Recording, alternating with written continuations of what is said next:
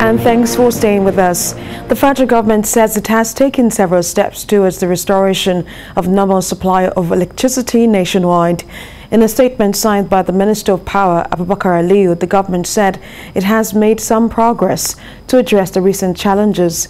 The statement noted that the gas pipeline affected by acts of vandalism has been restored and the Okpai power plant has resumed power generation and currently contributing an average of 300 megawatts.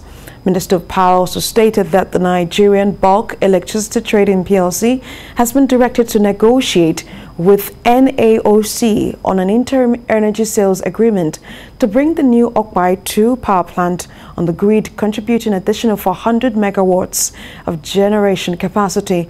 The statement also mentioned that the pigging of the gas pipeline supplying gas to the Odokbani power plant to be completed in a few days will ramp up generation by about 400 megawatts, among others.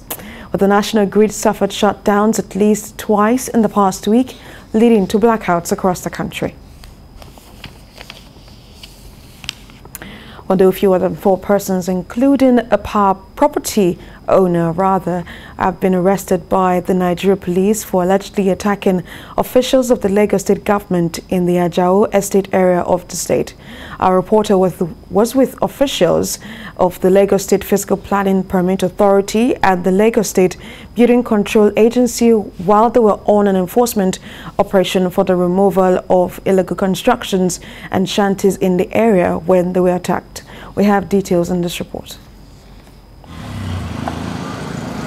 It was supposed to be a simple demolition exercise.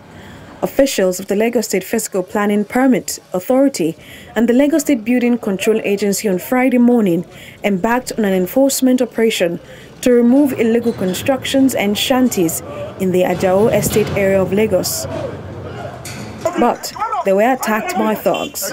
According to the General Manager of Lagos State Fiscal Planning Permit Authority, Mr. Kende Oshonaike, prior to the removal, a stop work order had been served on the site, but rather than complying with the government directives, the owner broke the seal and continued with his activities. Speaking further in a statement, Mr. Oshonaike said that one of the building control operatives, who was macheted on his head and shoulder, was taken to the hospital, while others who sustained various forms of injuries received first-aid treatment. The Lagos State government has since condemned the attack on its officials by thugs, arresting 4 persons, further criticizing the incessant attacks on government officials on lawful assignments, warning that the government would henceforth take decisive actions against perpetrators of such heinous acts. In the words of Mr. Oshonaike, developers and owners of properties should take heed and do the right thing by getting the necessary permits before starting building construction. Failure to do this will attract the full wrath of the law. Well, in Abuja, students have expressed displeasure at the constant strikes undertaken by members of the Academic Staff Union of Universities.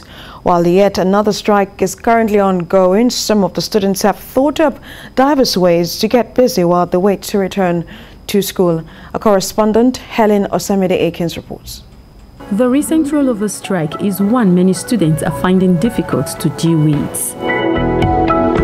TVC News crew visited Ido, a popular students' area of the University of Abuja main campus. We were welcomed by almost lonely streets in this normal ever-busy area. The few students left in the vicinity are now preparing to leave, having had their hope dashed that they would resume soon. Philip Braimo, a 400-level theatre arts student of the University of Abuja, had taken the bull by the horns. He has decided to improve in his skills in graphic design, as no one can actually tell when the strike will be called off. Just like Philip, Barnabas Abu, an Abuja-based student, has also decided to get a paying job, pending when government and ASU decide to resolve their disagreements. I've been part of this since my 100-level days, but I'm not really focused on it because, my studies have taken 100% of my time. So I read more and, to get more grades. But aside that, weekends I come here to join. Then I learn those things. But in this period, that's been like a little bit intense because there is nothing I'm doing right now. Like this year, latest September, so I can start my service. Then I already got someone that was ready to help me secure a good job with my certificate. So for me, the strike is really affecting me. Like, it's very bad. I feel very bad for the strike. Damilola Adedeji has been in school since the first one-month strike was declared in February. But now, he no longer sees why he should continue staying back in school. He has resolved to go back to Osun State to join his parents, pending when he is able to get something tangible to do. Why I'm still around is because I'm just trying to gather money for transport, because transport right now, because of fuel and all that, it's kind of a bit expensive. That's why I'm still chilling for now. Like graduating this year, we felt like the way our VC is making things fast for us. We're already happy, we are leaving school, trying to make plans for our future. Now the strike is, trust me, it hurts me. The National Association of Nigerian Students in February embarked on a nationwide protest to demand that ASU and the federal government reach a decision to allow students return to school. That did not make a difference, as a week later, the Academic Staff Union extended its strike to the dismay of the students. The student body describes the action as an attack on the future of Nigerian students. The leadership of the students' body had met with the Minister of Education, but all efforts to meet with the Academic Staff Union of universities have proved abortive. I called the president of ASU, that the leadership of NAS want to meet with him. He quickly told me that he will get back to me. After 24 hours, I didn't see his call. I called, he didn't pick. I sent a message to him. He replied 5 minutes after that he will call me later. 4 days after, I called, he didn't pick my call. The students are giving ASU and the federal government another opportunity to reach an agreement to allow students return to classroom, or else they will have students occupy major streets in the country on the 28th of March. But how many Nigerian students or parents are willing to allow their wards take over the streets in a protest to demand that ASU and federal government resolve their issues? Good luck to those that are going. My prayers are with them. I pray nothing will happen to them, and I pray that when they go, they will come back safely and they will hear good news. But me as a person, I'm not going. I don't think the strike has done anything good for us at all. No, the strike is just to make hell of a noise, just to waste our time. Some students even use the opportunity to vandalize. Do you get things and other things? Beyond the effect the strike has had on students, businesses located around the areas where the students reside have also witnessed a dip in patronage. Some of the businesses are now under lock and key, pending their customers' return. It has been proven that students perform less in examinations after returning from a strike, as they tend to forget key points from lectures due to the long stay at home. ASU and the federal government must consider reaching a lasting agreement for the good of the students who are set to be leaders of tomorrow. Helena Samede Akins, TVC News, Abuja. Well, the chairman Nigerians in Diaspora Commission, Abike Dabirewa, has stressed the need for post-traumatic therapy for Nigerians evacuated from the crisis in Ukraine. While receiving the American Society of Safety Professionals in Abuja, she urged the professional body to remain agents of change, uplifting and fostering Nigeria's global image. President of the American Society of Safety Professionals Nigerian chapter, Shehu Kabir, disclosed that the organization is willing to volunteer in reintegrating Nigerian returnees. Then we had a lot of diaspora groups and associations all over the world. So all you just need to do, after all this is done, we can link you up with them and then they get to know more about your association. And like you said, safety is for everybody. Everybody needs it. You know, it's part of our daily life. So I think it's something everybody should be involved in. So wherever you are, whether it's in Dubai or Saudi or Liberia, during COVID-19, we actually got a group of the diaspora together and they gave equipment worth almost over 50 million naira. You know, PPEs to every state of Nigeria. So that's what we'll try to do, partnership, volunteerism, you know, giving back to your country and your society. A lot of Nigerians that are in diaspora are willing to communicate with us and also interact and network. So that one gives us a very, very impressive idea that if we really had a good relationship with the NITCOM, it will really go a long way to make our ASSP excel in diaspora, whereby all our people, Nigerians, can be able to network with us and so that they link up so that we will make something better for our country. Former Super Eagles players have described the national leader of the All Progressives Congress and presidential aspirant Bola Tinubu as a forthright politician who has contributed immensely to the development of democracy and grassroots sports in Nigeria. The made this known during a courtesy visit to Asiwaju Bola Tinubu in Lagos, where they declared their support for his presidential ambition. Ola Awakon reports. It was more like a reunion for these ex-Super Eagles internationals. It is the first time in a long while that these soccer legends are converging on Lagos in this large number. And the mission is to celebrate the national leader of the APC and 2023 presidential aspirant, Asiwaju Bola Tinubu. The ex-internationals, some of whom flew into the country to pay him this visit ahead of his 70th birthday, describe him as a true leader of leaders who has done a lot for the development of grassroots soccer in the country. For Kanu Nwankwo, Asiwaju Tinubu's support for his Heart Foundation has made it possible for hundreds of Nigerians to be given hope again. He gave us 5 million. And that 5 million is what started Kanu Foundation today.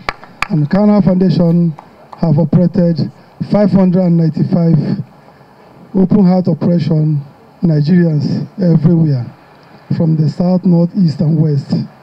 You are the reason why I call Lagos home. You are the reason we are so comfortable in Lagos. And for me, you're the leader of all leaders. They say they are ready to support Asiwaju Tinubu's lifelong ambition. We all are here to celebrate you, to support you as our incoming president of the Federal Republic of Nigeria.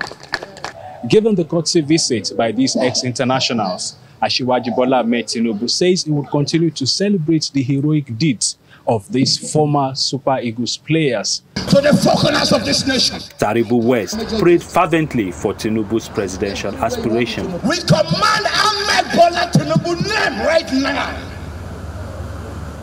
to stand in that throne of the presidency of this nation. Amen.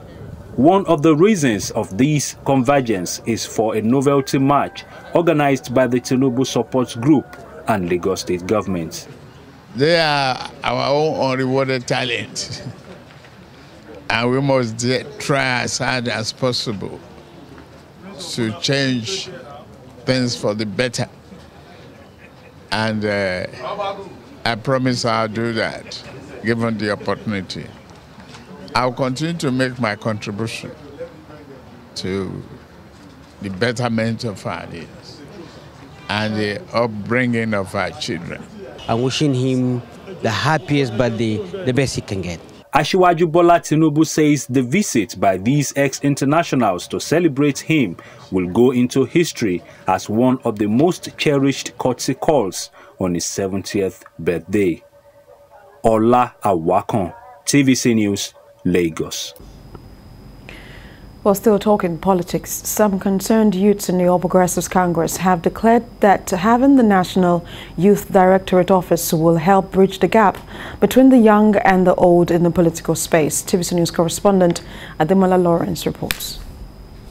On the 31st of May 2018, one of the most important bills in the history of Nigeria, the Not Too Young to Run, was signed into law by President Muhammadu Buhari. Since it was signed into law, some Nigerian youths have declared interest to run for political offices in the country, as well as party positions, most especially in the ruling All Progressive Congress APC. It is very important because that is the directorate that ensures that young people participate in party activities, government activities, without necessarily knowing one godfather or the other within the party.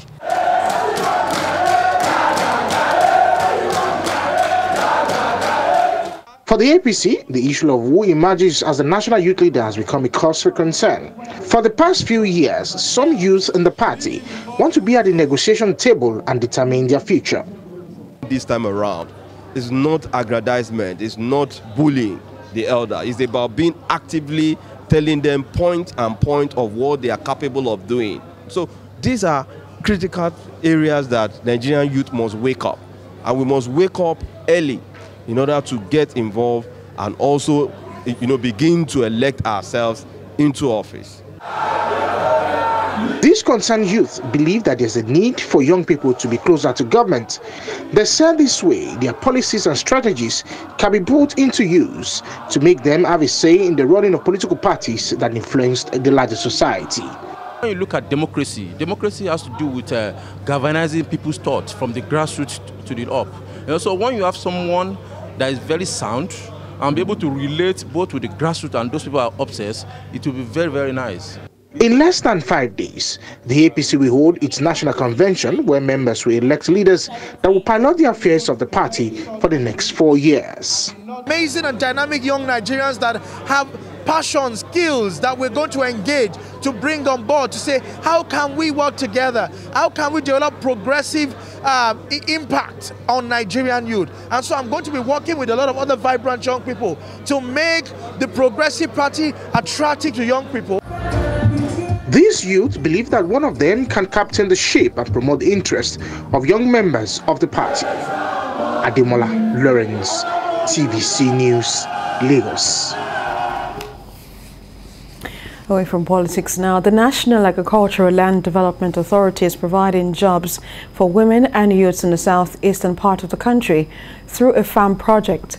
The refurbished farm project, which was abandoned for 30 years, forms part of the country's efforts at developing farm estates across the nation. Correspondent Lara Afolayan reports. This 85-hectare arable land farm is being refurbished to house a farm estate by the country's agricultural land development authorities. The project consists of 6 poultry houses, 18 pens, 3 goat houses, as well as piggeries. It is also equipped with solar-powered boreholes, access roads, and drainages. Reactivating the abandoned Atarugo farm estate is indeed a thing of joy, because with this project, the community will experience traffic, because this farm is expected to be productive, not only to feed the community. 1,000 farmers are to be engaged in animal husbandry as well as processing and packaging of livestock on the farm. 200 beneficiaries have already been trained as part of efforts to empower locals within and outside the area. The trainees are expected to start farming activities with the knowledge acquired. They've really been trained, in both animal husbandry, different aspects, even in bookkeeping and things like that. So I believe they have acquired. Some of them are excited because they are now trying to put it into use even in their own private farms. The intention is that once they are done with this one, they will now go and establish their own. So happy that the president, through the agency, have actualized his policy of agricultural revolution and agricultural big business. The community members are glad about this development and are thankful to the authorities for what they term the beginning of a new lease of life for them. Maybe after training this and whatever I get from here, I'll use it to top up my own farm as well. And I'm not just goats alone, I will go into both chicken and other type of animals because I was trained in both sections. The NAFDAC had helped me to learn more about farming. They have helped me a lot to learn more about this farming work. This farm project is in support of government's efforts at creating more jobs for young people and women while enhancing food security in the country. Lara Afolayan, TVC News, Abuja. Well, some alumni members of an institution have launched a digital library to allow students have access to a variety of information. In Surulere area of Lagos, the group believes that with the internet being a major factor for globalization, it is expected to improve the academic skills of students. Correspondent Oluwo has details on this report. An average child is creative, and with the advent of technology, learning has been made easier while ensuring a safe space for children to explore new ideas. With the aim to find ways on how to equip the girl child with up-to-date trend, a group of alumni have launched a digital library. To be a future leader, you have to be in the intake, and the only way you can do about it is technology. So we have to invest in this digital technology for them, and we have to pick them from the grassroots. So from GSS 1, they'll be moving in to the digital classroom, browse, and then there'll be people there to help them, and from there they can go. Just like two sides of the same coin, the internet is a double-edged sword. With its many benefits, it has left a trail of destruction with the increasing number of cybercrimes. For this member of the organization, she prefers a solution to these challenges. With the advent of COVID, technology came up in Nigeria and even globally. Library will impact them positively. One, they have opportunity of surfing the web. They can surf the web. Take part in competitions. The e-world, there's a negative and positive. There's also where you can have access control. So we're going to be using that to monitor that they don't go on the wrong side. Of course, you can't totally rule that out. And once someone is caught and there's a warning, then we'll now take a penalty. While many children may not have the opportunity to opt for digital learning, these alumni members have taken a cue from the COVID-19 era to infuse this into their day-to-day activities. Oluwo, TVC News, Lagos. Well, the oluwo of Iwoland, Adewale Akanbi, has married a Kano princess. The wedding Fatia took place in Kano at the residence of the Mother King Kano. TVC News correspondent Ibrahim Issa reports. The wedding had dignitaries, family and friends of both the bride and groom gathered at the residence of Mother King Kano. The oluwo had paid ₦1 million as dowry. Family and friends of the oluwo of Iwoland described the wedding as an important union between two institutions and is a way of promoting harmony between two ethnic groups in the country. That's how God wants it. So Alhamdulillah. That's how God wants it. Alhamdulillah. We people from Iwo, we are really Muslim. So I don't have anything to say to thank Allah. That's Alhamdulillah. Incidentally, I'm not alien to the northern culture. I was actually born in Kano. So, but I just reaffirmation of what I've known. The similarity, the difference is not much, except our politicians and other people, they try to escalate, create division between us. Otherwise, it's almost the same thing. Thanks so much for being accommodating us, for being accepting us. I know this should be pass a message to the nation that Yoruba land, North and West. But I appreciate our people because I call them our people because I believe in one Nigeria, and they have shown us that now we can see it that they also believe in that one Nigeria. The bride's elder brother Farouk Abdullahi expressed happiness at the event and prayed for the couple to live in love, peace and harmony. So far, marriage can take everybody anywhere.